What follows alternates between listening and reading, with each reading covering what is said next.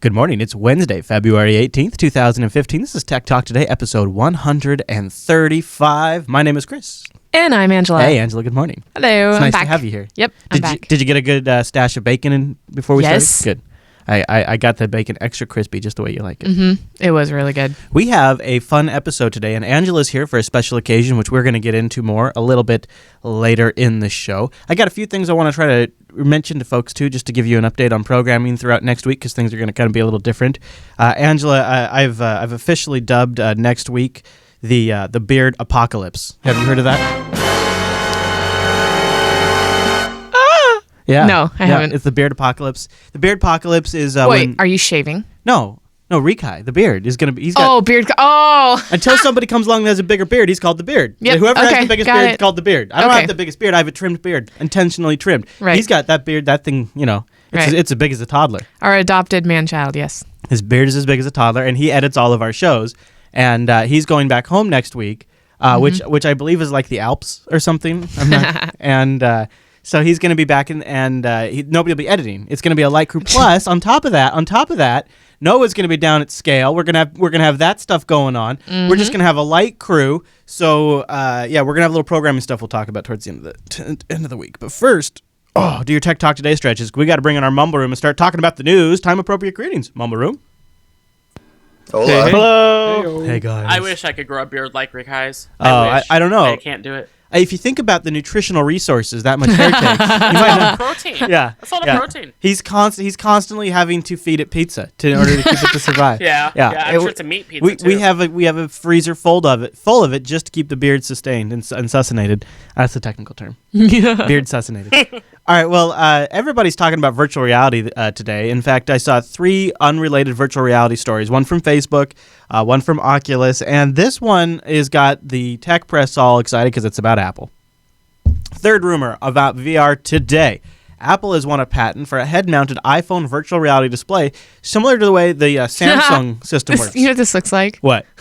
I bet Noah would have a great comment on this because it just looks like Google Glass with an iPhone mounted to your forehead. It's not quite so. Samsung's already doing this. They have something called a Samsung VR that you put a Note 4 or Note 3 into the headset, and it becomes a virtual reality headset, like my Oculus.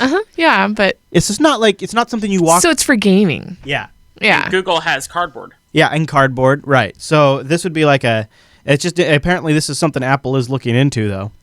They say it temporarily in the patent integrates or merges both mechanically and electronically head-mounted devices together. So you snap it in there. I don't know, Ange.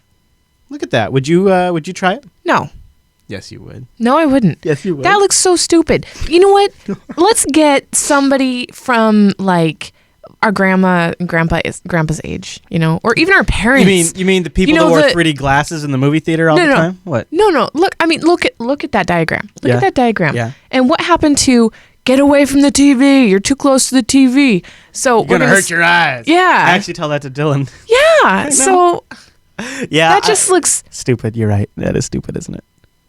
How could you even? But the same problem with the Oculus. Any virtual. So here's the thing: is you could have that same problem with virtual reality. No, that's just. Have you tried looking at a phone that close to your eye?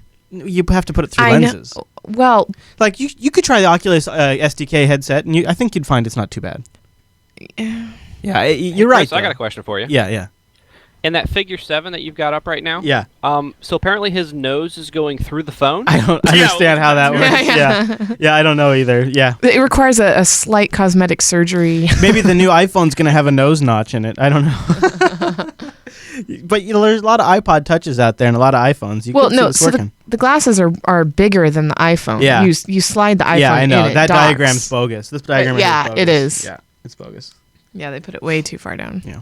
But anyways, I thought that was kind of interesting. Hey, Ange. Yeah. Tell me this isn't going to be the end of our financial status. Dun dun dun. Amazon's 1-hour delivery service. I'm going to say that again. Amazon's 1-hour delivery service is live in Manhattan. You know what? Oh, okay. I was going to say, they probably offer it in all the places where they offer the grocery delivery, which we're not in that area. But it's we're bit just by bit, outside that area. It's bit by bit.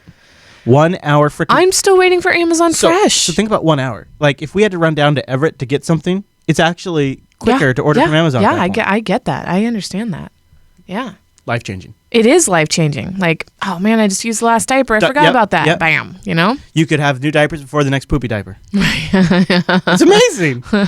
That's amazing.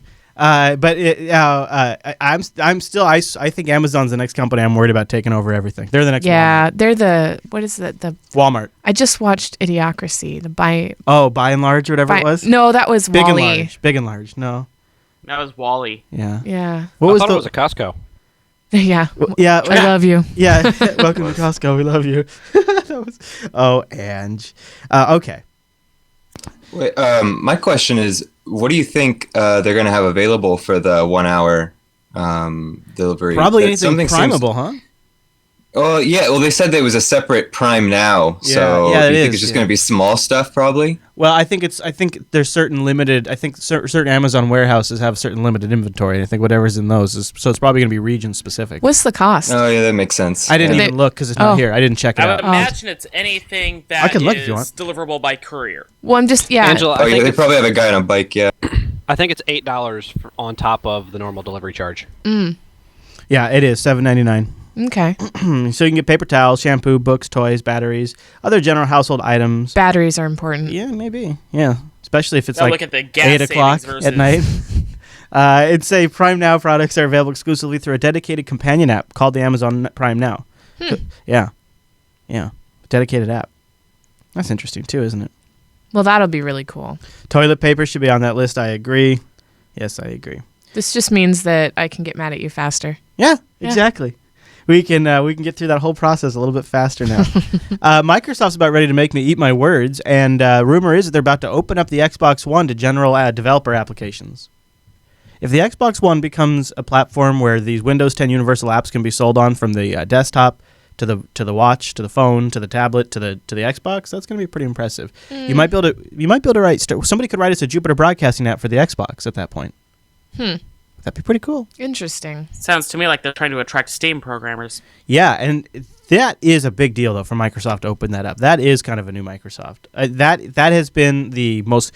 In the past, it was a huge deal when they put Braid on there. And now looking back, that doesn't seem like a big deal at all. But when Microsoft brought Braid onto the platform, that was like a historic moment. Because they just do not allow third-party developers to get access to the Xbox. They say Microsoft will also publish an SDK preview in May, along with a retail dev kit that people could go pick up specifically for Xbox development in the public. Holy crap. So, what's the difference between this and the thing they had for the last generation Xbox where people could get their stuff published on the store? Well, how many people do you know they got their stuff published on the store that didn't have to pay tens of thousands of dollars to get in there? Oh, that's a good point there, too. Yeah, they cost a ton of money, and Microsoft does a ton of really, really heavy-handed odd. You think it's hard to get in the App Store for Apple? That's nothing compared to getting on the Xbox. So this is a huge, dramatic shift. Even if they had to review every single app, it would still be a huge, dramatic shift. And maybe we'd finally get to see some maybe if we open this thing up with third-party developers, we'd see some decent Kinect uses. Because right now, the Kinect just kind of becomes that unneeded accessory for the Xbox One for the most part. So people Windows buy Kinect and not without an Xbox. Microsoft's going to have a pretty good story here if they've got Windows 10 Universal apps that run on the desktop, laptops, Xbox One. That's kind of compelling. If I could have a Jupiter Broadcasting app that runs across all of my devices and it's all synced up. All of your Windows or if I had all devices? Windows. Yeah, I mean, as if, but yeah. If I lived in that world. This is so practical. Yeah, if I happen to live in that crazy world, then yes, that would be a thing. Hey, the one thing that comes... Oh, never mind. Go ahead, Mr. Sis. We can... Well, the one thing that comes to mind is, I don't know if anybody's looked around some of the Microsoft app stores now, but you have a ton of apps that people are selling which really don't do anything, like the download LibreOffice that you pay $1 for, that there's like 30 versions of. Yeah. I'm wondering if that same thing will happen to the Xbox, and you'll just get a ton of crap loaded in there from people trying to make a quick buck. I mean, I could totally see some crap. I mean, there's probably no way around that. I can guess that that's going to be a thing, but hopefully there'll be some things above the crap. Kind of like, there is a ton of crap in the Android marketplace, but there's some good stuff too. Some really good stuff. Somehow Google does a really good job of getting the actual good apps to the top. Yeah, they do. And I think Microsoft if Microsoft has an opportunity, I think they can probably do the same. We will see. All right, any other thoughts on that story before we move on to our next segment? Going once, Going twice. All right, then it is our Kickstarter of the week segment. Dun, dun, dun, dun. Yeah, I was actually that entire time trying to get the soundboard to work. Yeah. Kick it! Yep. Soundboard isn't working right now. Okay. For some reason. It's cool. It's cool. It's just I did perfect it. timing. I did Yeah, it. You I did. did It was kick good. it. It was good. Yeah. I like Yeah. that. We have a kind of a special Kickstarter this week. I'm going to go ahead and introduce it. Yeah, go ahead. I'm just going to. Okay. So, we, on Paige and myself on Women's Tech Radio, we interviewed a woman, and I'm forgetting her full name. It's Tara Wheeler Van Vlack. That's what it is. Mhm. And she is writing a book called Women in Tech, the Book. And it is on the Kickstarter, and it's a co-author type situation. So there's a bunch of different authors writing the different chapters, and it looks like it'll be really cool. I have already backed the project, so there's not even a question about whether we will or not. I already Yeah, have. there's 463 backers right now. They have a goal of 28,000. They have reached 22,000. They have 7 days to go. And the interview is coming out in episode 14 of Women's Tech Radio today. They talk a little bit about that. Plus, they also talk about her business, the guest business, which is sounds really cool. It's outsourcing all of the crappy, sucky bits of HR out to somebody else. Taking care of HR, like if you're a small business and you don't want to get bogged down by taking care of W-9s and all that kind of stuff. And employees. They all that. they outsource that part for you. Yep. So it's Fizzmint, F as in Frank, I-Z-Z, Mint. And she's sort of a serial entrepreneur. She's been jumping around doing a lot of different companies.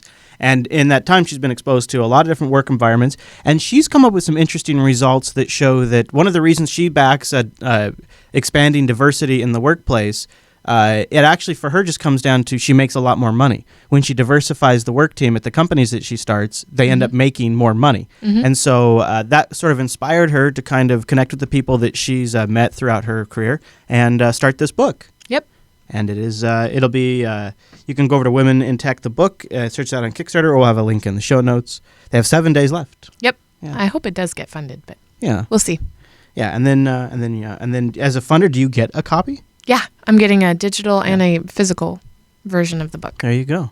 And check out the interview with Tara, which was a great interview, coming up a little bit later today. In fact, probably just a little bit as we wrap up here. And one of the things that was also interesting in the interview is she had a kind of like a get real moment with people where she's like, if you're trying to make a big change and you want to move into this, you probably need to be realistic about the fact that you're gonna have to find somebody that you can work with.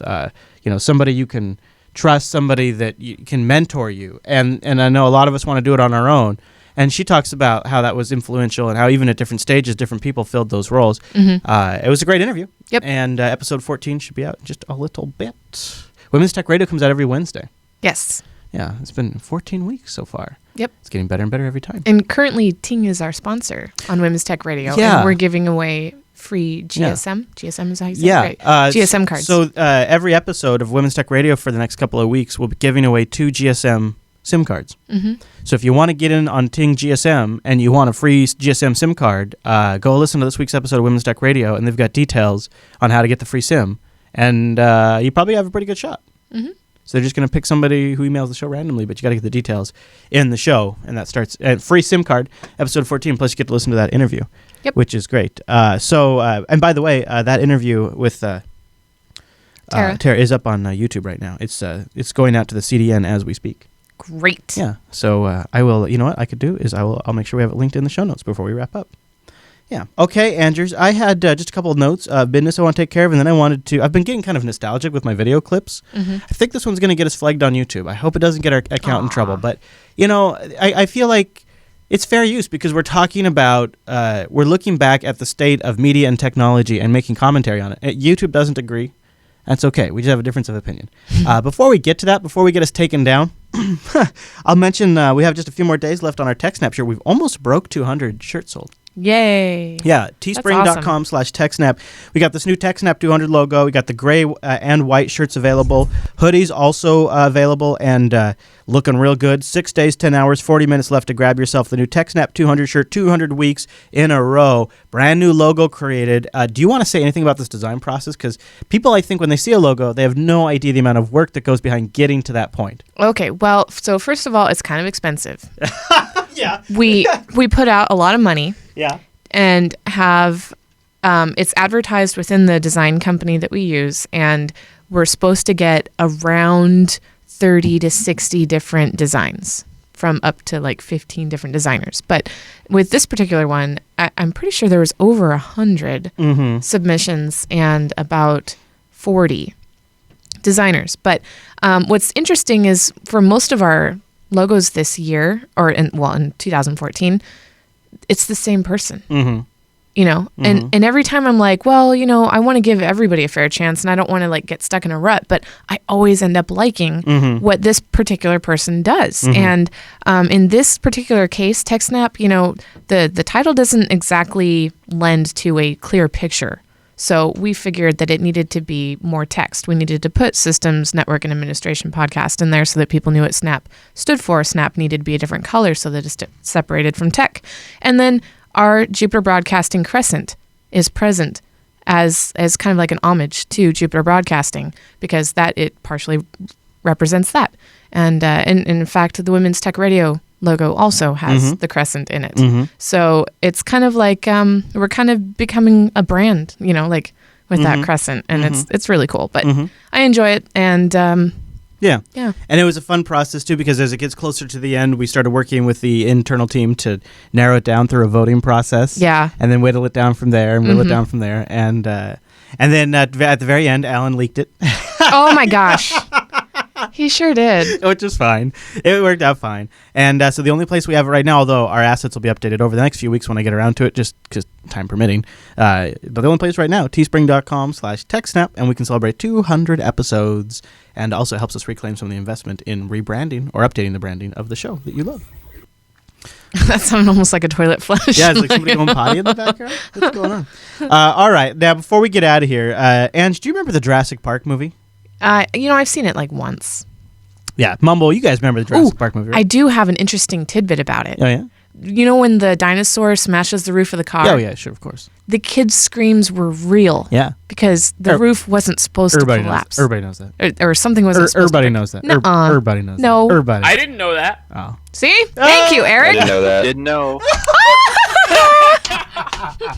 You guys. Yes. She's here one day a week. I'm here every day. You got to have my back, you guys. I'm here every day, Tuesday through Friday. jblive.tv, 9 a.m. Pacific, noon Eastern. Oh, nice. Thanks. Nice. I like that. Well That's done. good. Well done. Yeah. Okay. All right. See, Mountain Dew in the chat room knew it, so there you go. Whoa, there's a Mountain Dew in the chat room? There is. That's Mountain Dev. Oh. Oh my gosh. I'm across the room. I'm leading the chat. I'm reading the chat room from across the room. Anyways, Okay. you guys, one of the most famous scenes in Jurassic Park is at the end when the dinosaurs are almost after them, and they have to get into the computer system, reboot the computer system, and fix this Unix system. Well, that's all a memory that if you don't have that, I'm going to play the clip for you. That's what's going to get us pulled off YouTube. But that has inspired a generation of programmers to create a game based on the UI that is featured in the Jurassic Park movie. And it's available for Windows, Mac, and Linux, although they just pulled the Linux build temporarily because they're rebuilding it. If you remember that scene in Jurassic Park where Lex hacks the computer system in order to lock the doors and prevent the raptors from getting them, then you get to do that. You go into the system, you have to find the file, and you have to save the people. And it is a game based on that famous scene. So I figured, since we've gone all nostalgic and my favorite moments in computers from early days, this was one of them when I was going to the movie theaters. And at this point in time in our culture, nobody made computer references. Like, you never would go to a restaurant and hear somebody talking about Twitter or a computer thing like that. Never happened. So to have this moment and have it be a Unix reference in a mainstream movie as a kid was amazing. So I'm going to play this moment for you, and then you can see why they built a video game off of it, because it's so intense. So is the game like 30 seconds long? No. Yeah. Okay. Check it out. I got links in the show notes. It's open source, too. It's free. Okay. Yeah, check this out, Andrew. Get ready. I don't want you to get too scared, okay? Okay. This part is intense, and the Unix system will save the day. See you tomorrow, everybody.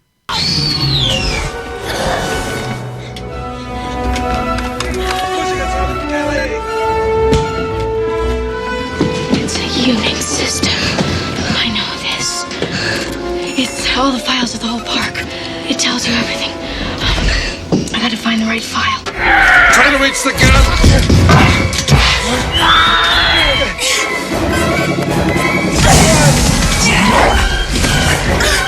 I can't get it unless I move!